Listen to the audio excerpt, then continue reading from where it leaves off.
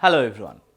আমরা যখন কমিউনিকেশন করতে চাই তখন কি আমরা জাস্ট বলি মুখ দিয়ে যে হ্যাঁ আমি কমিউনিকেশন করব আর কমিউনিকেশন হয়ে যাবে? না, কমিউনিকেশন করার জন্য কিছু কম্পোনেন্টের প্রয়োজন হয়। ডেটা কমিউনিকেশনের ক্ষেত্রে রয়েছে 5টি কম্পোনেন্ট।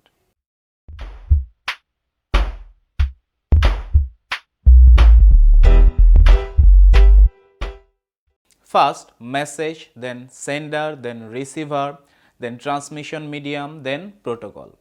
সো মেসেজ কি? মেসেজ হচ্ছে অ্যানি কাইন্ড অফ ডেটা বা ইনফরমেশন, যেটা হতে পারে text, picture, video, audio, anything, অথবা এগুলোর কম্বিনেশন।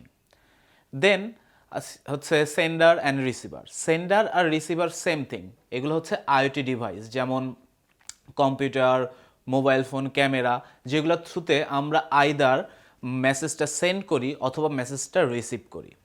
দেন ট্রান্সমিশন মিডিয়াম। ট্রান্সমিশন মিডিয়ামটা হচ্ছে কাইন্ড অফ ফিজিক্যাল পাথ, যেটা থ্রুতে ডেটাটা আদান প্রদান হয়ে থাকে। আমরা যেমন কোথাও চলার সময় কোনো রাস্তা ধরে হাঁটি, ঠিক তেমনভাবে এই ট্রান্সমিশন মিডিয়ামটা ধরেই ডেটা আদান প্রদান হয়ে থাকে।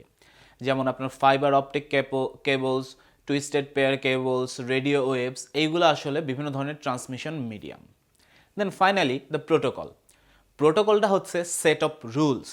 মানে ডিজাইনাররা যখন কোনো ডিভাইস বা কোনো কিছু ডিজাইন করে তখন তার মধ্যে বিভিন্ন রুলস ইমপ্লিমেন্ট করে রাখে।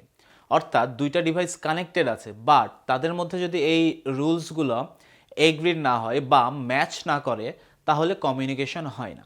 যেমন সহজভাবে বলতে গেলে, আপনি আপনার ফ্রেন্ডকে বাংলায় টাইপ করে একটা মেসেজ পাঠাচ্ছেন, বাট আনফর্চুনেটলি আপনার ফ্রেন্ডের ফোনে বাংলা কিবোর্ড বা বাংলা ভাষাটা সাপোর্ট করে না। তাহলে আপনার ফ্রেন্ড কি সেই মেসেজটা পড়তে পারবে?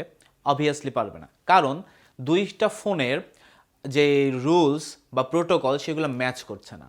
সো এটাই হচ্ছে প্রোটোকল। প্রোটোকল হচ্ছে set of rules. Protocol match করলে কমিউনিকেশন হবে, আর প্রোটোকল ম্যাচ না করলে কমিউনিকেশনটা হবে না।